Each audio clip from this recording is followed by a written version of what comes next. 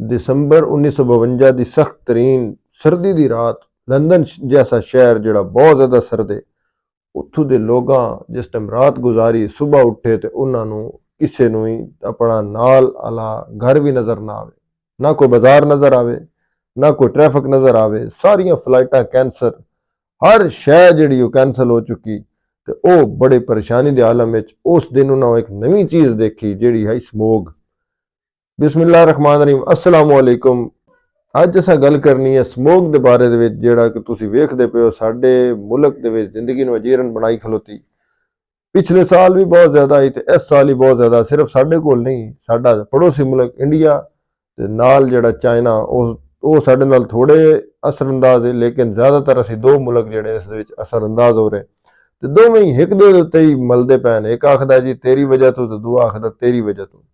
Smog ਦੀ ਇਬਤਦਾ ਕੀ ਹੋਈ? Smog ਦੀ ਇਬਤਦਾ ਹੋਈ ਦਸੰਬਰ 1952 ਤੋਂ, ਜਿਸ ਟਾਈਮ ਲੰਡਨ ਦੇ ਲੋਕ ਜਿਹੜੇ ਆਪਣੀ ਰਾਤ ਨੂੰ ਸੁੱਤੇ ਤੇ ਸਵੇਰ ਉੱਠੇ ਤੇ ਹਰ ਤਰਫ ਧੂਆਂ ਹੀ ਧੂਆਂ, ਨਾ ਕੋਈ ਚੀਜ਼ ਨਜ਼ਰ ਆਏ।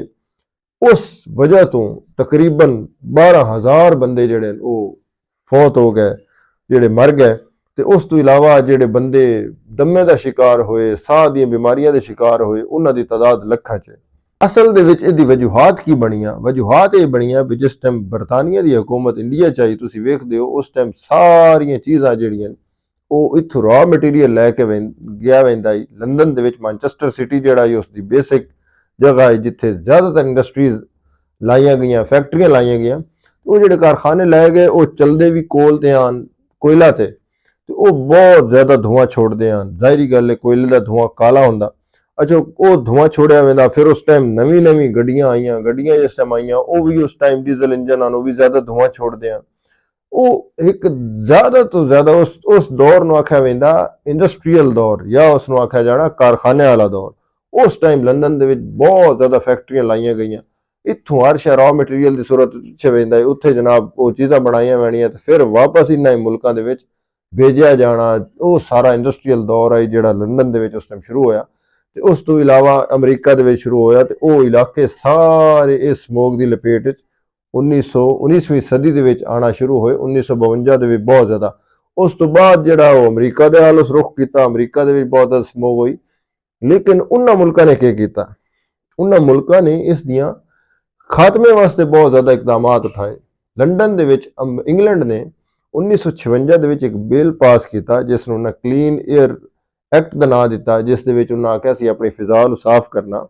ਉਹਨਾਂ ਨੇ ਉਹ ਸਾਰੀ ਜਿਹੜੀ ਇੰਡਸਟਰੀਜ਼ ਹਨ ਉਹਨਾਂ ਦੇ ਤੇ ਪਾਬੰਦੀਆਂ ਲਾਈਆਂ, ਧੂਆਂ ਛੋੜਨ ਦੇ ਉੱਤੇ ਉਹਨਾਂ ਆਖਿਆ ਇਕਦਾਮਾਤ ਕਰੋ। ਉਹਨਾਂ ਹੱਦ ਤੱਕ ਕਿ ਤੁਸੀਂ ਵੇਖਦੇ ਹੋ ਜਿਹੜੇ ਜਿਤਨੇ ਹੀ ਇਹ ਵੱਡੇ ਮੁਲਕ ਨੇ, ਡਿਵੈਲਪਡ ਕੰਟਰੀਜ਼ ਜਿਨ੍ਹਾਂ ਨੂੰ ਆਖਿਆ ਵੈਂਦਾ ਤਰੱਕੀ ਯਾਫਤਾ ਮੁਲਕ, ਇਹ ਅਗਰ ਆਪਣਾ ਸੀਵਰੇਜ ਦਾ ਪਾਣੀ ਵੀ ਪਾਉਂਦੇ ਨਾ ਦਰਿਆ ਦੇ ਵਿੱਚ, ਉਸ ਨੂੰ ਹੀ ਕਲੀਨ ਕਰਕੇ ਉਸ ਨੂੰ ਹੀ ਫਿਲਟਰ ਕਰਕੇ ਪਾਇਆ ਵੈਂਦਾ ਤੇ ਸਾਡੇ ਕੋਲ ਤਾਂ ਸੂਰਤ ਹਾਲ ਹੀ ਅਖੀਰ ਹੈ। ਉਸ ਤੋਂ ਇਲਾਵਾ ਉਹਨਾਂ ਨੇ ਜਿਹੜਾ ਸਾਡੇ ਕੋਲ ਅੱਜ ਕੱਲ੍ਹ ਸੂਰਤ ਹਾਲ ਹੋ ਰਹੀ ਹੈ, ਅਸੀਂ ਹੁਣ ਕੀ ਕਰ ਰਹੇ ਹਾਂ? ਅਗਰ ਉਹਨਾਂ ਨੇ ਪਹਿਲੇ ਅਸੀਂ ਗੱਲ ਕਰੀਏ ਤਾਂ ਉਹਨਾਂ ਨੇ ਜਨਾਬ ਕੀ ਕੀਤਾ? ਉਹਨਾਂ ਆਪਣੇ ਇੰਡਸਟਰੀਅਲ ਜਿਹੜੀਆਂ ਉਹਨਾਂ ਆਪਣੀਆਂ ਜਿਹੜੀਆਂ ਕਾਰਖਾਨੇ ਹਨ ਉਹਨਾਂ ਦੇ ਉੱਤੇ ਕੋਇਲਾ ਇਸਤੇਮਾਲ ਕਰਨ ਤੇ ਪਾਬੰਦੀ ਲਾਈ। ਉਹਨਾਂ ਨੇ ਆਖਿਆ ਇਹਦੇ ਹੋਰ ਜ਼ਰਾਏ ਢੂੰਢੋ। ਉਹਨਾਂ ਨੇ ਅੱਜ ਤੁਸੀਂ ਵੇਖਦੇ ਹੋ ਇਲੈਕਟ੍ਰਿਕ ਗੱਡੀਆਂ ਜਿਤਨੀਆਂ ਵੀ ਸਾਰੀਆਂ ਨੇ ਉਹ ਸਾਰੀਆਂ ਸਭ ਤੋਂ ਜ਼ਿਆਦਾ ਚੱਲਦੀਆਂ ਤਰੱਕੀ ਯਾਫਤਾ ਮੁਲਕਾਂ ਦੇ ਵਿੱਚ ਪਈਆਂ। ਕਿਸ ਵਜ੍ਹਾ ਤੋਂ? ਆਪਣੀ ਫਿਜ਼ਾ ਨੂੰ ਪਾਕ ਕਰਨ ਵਾਸਤੇ। ਉਹਨਾਂ ਸੁਸਾਇਟੀਜ਼ ਦੇ ਉੱਤੇ ਪਾਬੰਦੀ ਲਾਈ। ਉਹਨਾਂ ਸਕਾਈ ਜਿਹੜੀਆਂ ਬਿਲਡਿੰਗਸ ਨੇ ਆਸਮਾਨ ਨੂੰ ਛੂਹਣੀਆਂ, ਵੱਡੀਆਂ ਉੱਚੀਆਂ ਬਿਲਡਿੰਗਾਂ, ਉਹਨਾਂ ਨੂੰ ਉਹਨਾਂ ਆਖਿਆ ਪ੍ਰਮੋਟ ਕਰੋ, ਉਹਨਾਂ ਦੇ ਵਾਸਤੇ ਇਕਦਾਮਾਤ ਉਠਾਓ। ਸਾਡੇ ਕੋਲ ਕੀ ਸੂਰਤ ਹਾਲ ਹੈ? ਸਾਡੇ ਕੋਲ ਤਾਂ ਜਨਾਬ 5-5 ਕਿੱਲਿਆਂ 'ਚ 100 ਕਿੱਲੇ 'ਚ ਇੱਕ ਘਰ ਹੈ। ਤੁਸੀਂ ਉੱਥੇ ਵੇਖਦੇ ਉੱਥੇ ਲੋਕ ਫਲੈਟ ਲੈ ਰਹੇ। ਸਾਡੇ ਜਨਾਬ ਵਜ਼ੀਰ ਆਜ਼ਮ ਸਾਹਿਬਾਨ ਜਿਹੜੇ ਉੱਥੇ ਫਲੈਟ ਲੈ ਕੇ ਖੁਸ਼ ਹੁੰਦੇ। ਇਸ ਦਾ ਮਤਲਬ ਹੈ ਉਹਨਾਂ ਉਸ ਦੇ ਉੱਤੇ ਬੜੀ ਜ਼ਿਆਦਾ ਤਵੱਜੋ ਦਿੱਤੀ। ਉਹਨਾਂ ਆਖਿਆ ਦਰਖਤ ਜ਼ਿਆਦਾ ਤੋਂ ਜ਼ਿਆਦਾ ਲਾਏ ਜਾਵੇ ਤਾਂ ਕਿ ਸਮੋਕ ਖਤਮ ਹੋਵੇ।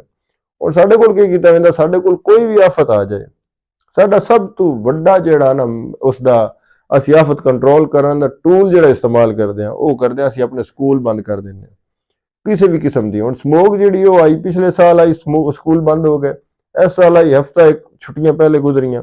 ਹੁਣ ਜਨਾਬ ਅੱਜ ਅਫਵਾਹ ਇਹ ਆਈ ਹੈ ਵੀ ਅਗਲਾ ਹਫਤਾ ਫਿਰ ਛੁੱਟੀਆਂ। ਇਹਨਾਂ ਛੁੱਟੀਆਂ ਦਾ ਅਸਰ ਕੀ ਹੋ ਰਿਹਾ? ਇਹਨਾਂ ਛੁੱਟੀਆਂ ਦਾ ਅਸਰ ਜਿਹੜਾ ਹੈ ਸਾਡੇ ਬੱਚੇ ਅਵਾਰਾ ਗਰਦ ਹੋ ਚੁੱਕੇ। ਸਾਰੇ ਬੱਚੇ ਸਾਰੀ ਦਿਹਾੜ ਗਲੀਆਂ ਦੇ ਭਜਦੇ ਹੋਣੇ। ਗਲੀਆਂ ਦੇ ਵਿੱਚ ਜਿਹੜੇ ਬਣੇ ਹੋਏ ਨੇ ਕਿਆ ਸਮੋਗ ਦੇ ਉਸ ਦੇ ਅਸਰ ਕੋਈ ਨਹੀਂ ਹੋ ਰਿਹਾ ਬੱਚੇ ਤੇ? ਉਹਨਾਂ ਦੇ ਤੇ ਸਮੋਗ ਦਾ ਅਸਰ ਤਾਂ ਐਸਾ ਹੀ ਹੋ ਰਿਹਾ ਜਿਸ ਤਰ੍ਹਾਂ ਵੈਸੇ ਹੋਣਾ ਸਕੂਲ ਜਾਣ ਵਾਸਤੇ। ਹਾਂ, ਉਹਨਾਂ ਨੇ ਕੀ ਹੈ ਉੱਥੇ ਸਕੂਲ ਦੀ ਐਕਟੀਵਿਟੀਜ਼ ਵਿੱਚ ਕੋਈ ਨਹੀਂ ਇਨਵੋਲਵ ਹੋਣਾ। ਉੱਥੇ ਨਹੀਂ ਉਹਨਾਂ ਸ਼ਾਮਿਲ ਹੋਣਾ ਤੇ ਉਹ ਫਿਰ ਬਹਿ ਜਾਏ ਕਿ ਉਹਨਾਂ ਕੀ ਕਰਨਾ ਸਾਰਾ ਦਿਨ ਇੱਥੇ ਜਨਾਬ ਗਲੀਆਂ ਤੇ ਸਾਰਾ ਕੁਝ। ਸਾਡੀ ਐਜੂਕੇਸ਼ਨ ਸਿਸਟਮ ਤਬਾਹ ਹੋ ਰਿਹਾ।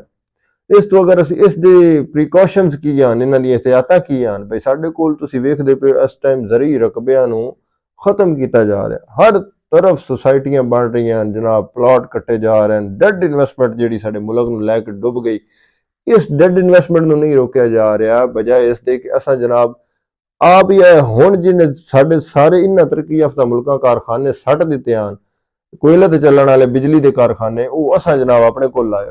ਸਾਡੇ ਕੋਲ ਕੋਇਲਾ ਅੱਜ ਵੀ ਭੱਠਿਆਂ 'ਚ ਇਸਤੇਮਾਲ ਹੋ ਰਿਹਾ। ਸਾਡੇ ਕੋਲ ਅਸੀਂ ਜਿਹੜੀ ਜੁੱਤੀਆਂ ਪੁਰਾਣੀਆਂ ਨੇ ਉਹ ਵੀ ਆਪਣੇ ਭੱਠਿਆਂ 'ਚ ਸਾੜ ਰਹੇ ਹਾਂ। ਅਸੀਂ ਹੱਤਾ ਕਿ ਜਿਹੜੀ ਮਿਨੋਰ ਹੈ ਪੋਲਟਰੀ ਫਾਰਮਾਂ ਦੀ ਜਿਹੜੀਆਂ ਵਿੱਠਾਂ ਨੇ ਉਹ ਆਪਣੇ ਭੱਠਿਆਂ 'ਚ ਸਾੜ ਕੇ ਇੱਟਾਂ ਬਣਾ ਰਹੇ ਹਾਂ।